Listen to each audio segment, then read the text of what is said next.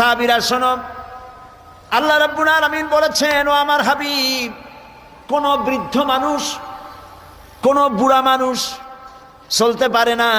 এই লোকটি যখন আমার দরবারে হাত তুলে যখন কান্দে আর বলে, আল্লাহ, আগের মতো রোজগার করতে পারি না বলে সংসারে আমার কোনো দাম নাই, আমি আগের মতো চোখে দেখি না, আগের মতো কানে শুনি না, আগের মতো দাঁড়াইতে পারি না, হাঁটতে পারি না, কোনো জায়গায় মূল্য নাই, দাম নাই, আর তোমার কাছে যে আমি চাইবো সাহসও পাই না, কারণ বিগত জীবনটা নাফরমানি করে কাটাইছি।